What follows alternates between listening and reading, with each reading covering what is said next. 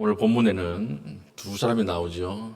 한 사람은 수로보니게 여인이라고 하는 여성이 나오고, 또 한 사람은 귀먹고 말 더듬는 몸이 불편한 사람이 한 사람 나옵니다. 수로보니게 여인, 이방인입니다. 유대인이 아니라 이방인들. 이 여인이 예수님께 찾아옵니다. 찾아온 이유는 무엇입니까? 본문 보니까 딸이 귀신 들렸기 때문에 찾아왔던 것입니다.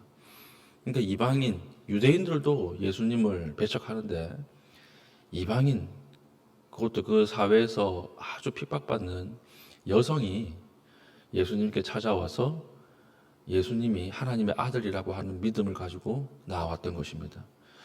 우리가 아는 예수님 같으면 어떻게 하실까요? 예수님은 고쳐주시잖아요.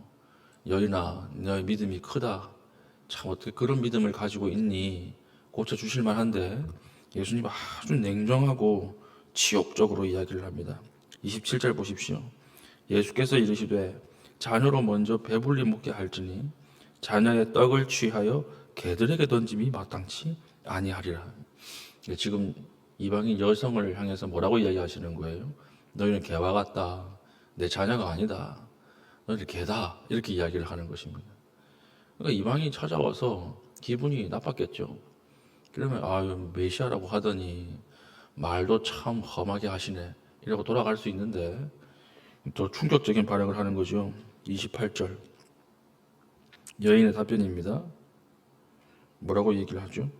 여자가 대답하여 이르되 주여 올소이다마는 상 아래 개들도 아이들이 먹던 부스러기를 먹나이다. 돌아가지 않고 화내지 않고 예 맞습니다. 근데 주인이 준 이 과자를 아이들이 먹을 때 그때 개들도 그 옆에서 같이 떨어진 것을 먹지 않습니까? 이렇게 이야기를 하는 것입니다. 예수님이 충격을 받으신 거예요. 그래서 이 여인의 소원인 귀신 들린 딸을 고쳐 주셨다라고 하는 것입니다. 오늘 이 말씀에서 오늘 우리에게 주시는 하나님의 메시지가 무엇일까요? 부스러기 은혜죠. 부스러기 은혜. 오늘 여인이 예수님의 그 아주 냉담한 반응, 그 다음에 무응답 속에서 찾아낸 것이 무엇입니까? 부스러기 은혜예요. 부스러기 은혜. 예수님께서 놓으라고 대답하실 때가 있습니다. 예수님이 좋은 것을 다 주면 좋겠지만 막히는 것처럼 보일 때가 있어요. 그때 우리의 반응은 어때야 할까요? 부스러기 은혜라도 하나님 앞에 구하고 찾아내는 것. 그것이 중요한 신앙의 방식이에요. 우리가 건강할 때는 말씀을 묵상하고 기도하는 것이 쉽죠. 사역을 준비하는 것이 쉽습니다. 그러나 아플 때는 말씀을 묵상하는 이 시간과 깊이가 현저하게 줄어들어요. 저도 사역을 하다가 아프고 피곤할 때는 말씀을 준비하는 것이 아주 힘이 듭니다.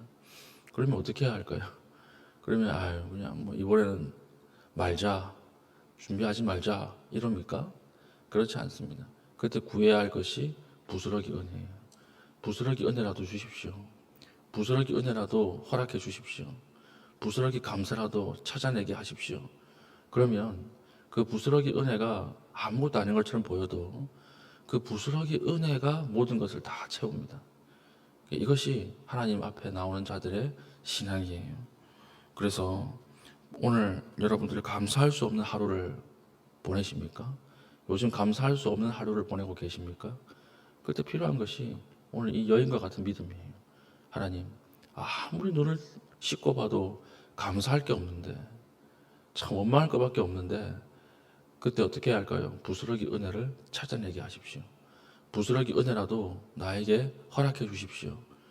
그럼 신기한 것은요, 이 부스러기처럼 보이는 이 은혜가 우리의 삶을 다 바꾼다라고 하는 것이죠.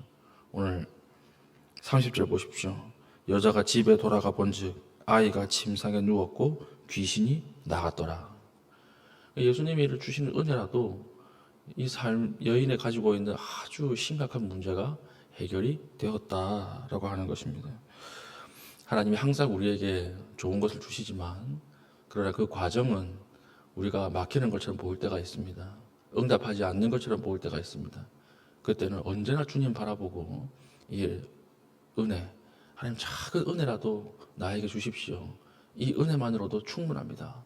이렇게 나아갈 수 있는 믿음의 신실한 주의 백성 될 수 있기를 축복합니다.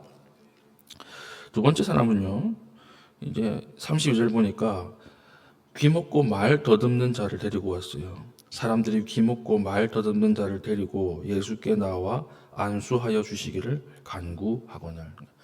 귀먹고 이랬으니까 이 사람이 태어났을 때는 언어적인 중추에 문제가 없었던 것 같습니다. 그러니까 귀만 안 들렸던 것 같아요.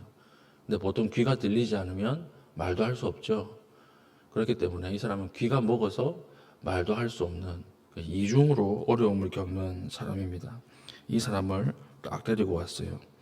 예수님께서 치유를 해주시는데 치유 방법이 독특해요. 33절 예수께서 그 사람을 따로 데리고 무리를 떠나사. 따로 데리고 가셨죠. 비밀스럽게 고쳐주시는 것입니다. 그리고 손가락을 그의 양 귀에 넣고, 이어폰처럼 손가락을 양 귀에다가 딱 꽂은 거예요. 양 귀에 넣고 침을 뱉어 그의 혀에 손을 대시며.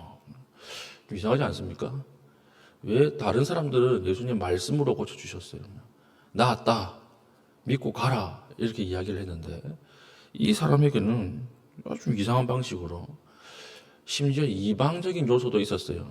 그 당시에 침이라고 하는 것은 고대 사회에서 치유에 효과가 있다고 믿었거든요. 그래서 우리가 이렇게 다치거나 이러면 침 바르죠.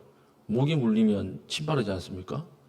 그래서 믿음 좋은 사람은 십자가로 이렇게 손톱으로 구멍 뚫고 그러잖아요. 스님도 그렇게 하는지 모르겠는데 그렇게 뚫지 않습니까? 그게 다 이 고대에서 이방인들이 사용하는 어떤 치유 행위였습니다. 근데 이렇게 보이는 것을 주님이 하시는 거예요. 주님이 침을 뱉어가지고 혀에 손을 딱 대시면서 뭐라고 말씀하십니까? 에바다, 이렇게 얘기하시는 거예요. 이 아람어인데 번역까지 해놨죠. 마가가. 이것은 열리라 라고 하는 뜻이라, 이렇게 이야기를 하는데 어떻게 봐야 될까요? 이거 왜 예수님께서 그냥 말로 치유하실 수 있는 분인데 왜 굳이 예수님은 이런 행위를 하셨을까? 이것은요, 구약의 이사야 35장의 예언을 성취하기 위함입니다. 35장 제가 읽어 드리겠습니다. 이사야 35장 5절 6절 보면 이렇게 되어 있어요.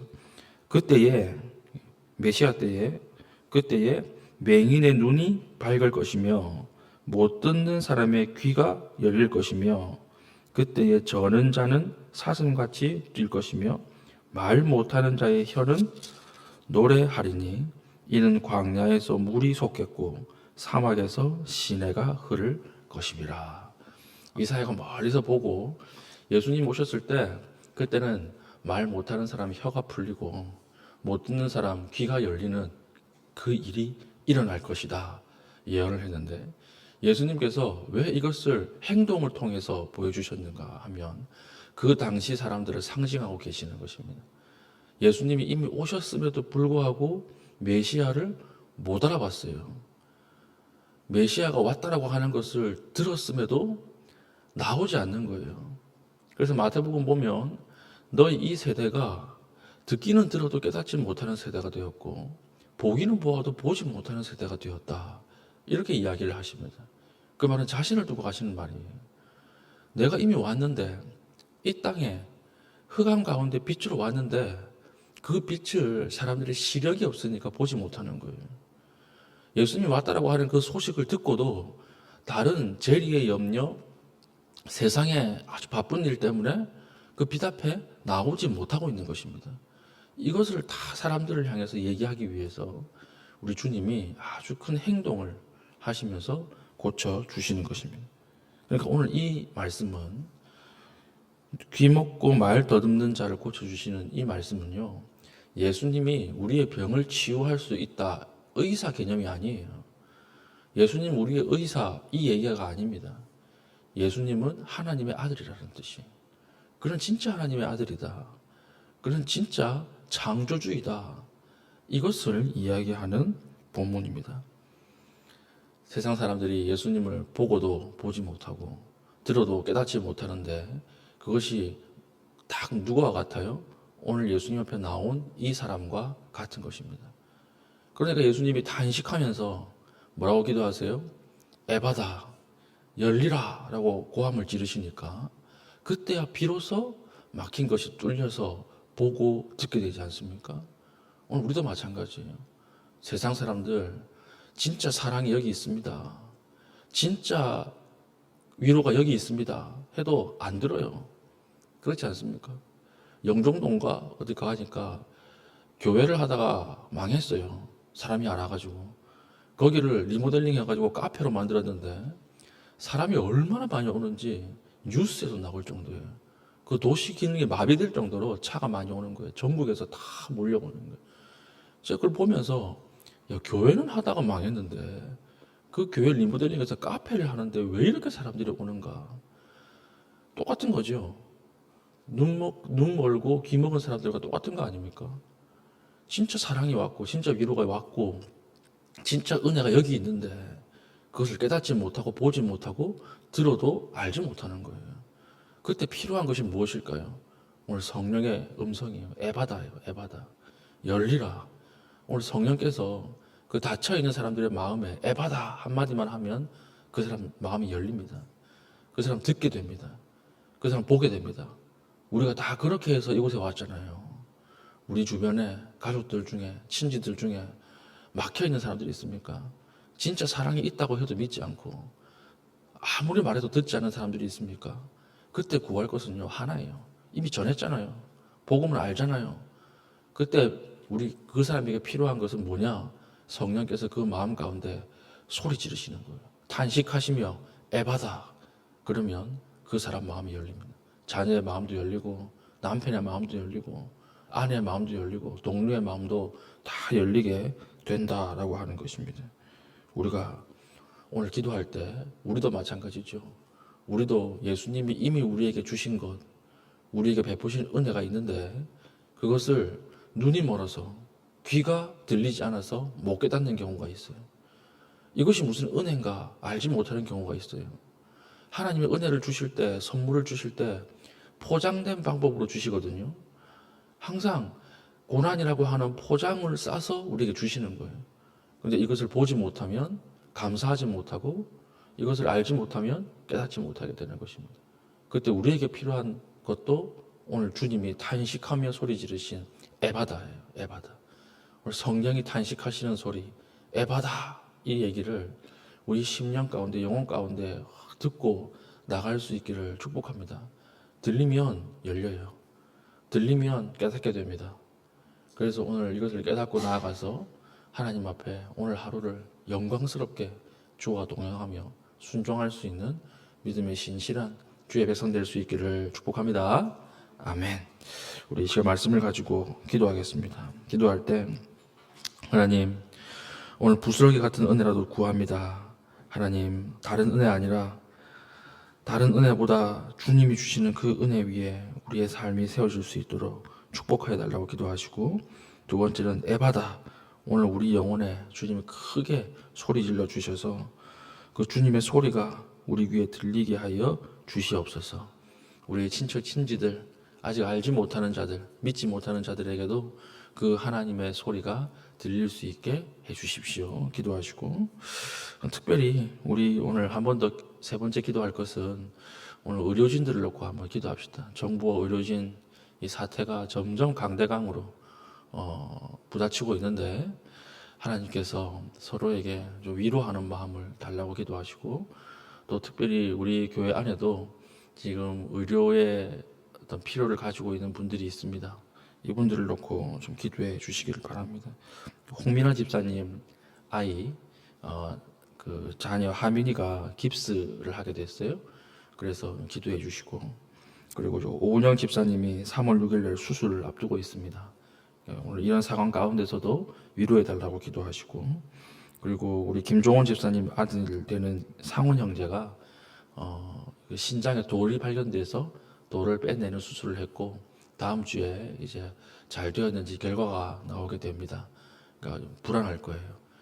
의료 지금 상황이 아주 열악하기 때문에 불안할 텐데 여러분들 기도해 주시기를 바랍니다. 그리고 우리 이정희 집사님, 김종규 집사님, 그리고 항암 치료 중에 있는 혜진 자매를 위해서 우리 기도해 주시고 우리 각자의 개인적인 기도의 제목을 가지고 기도하신 이후에 자유롭게 돌아가시겠습니다.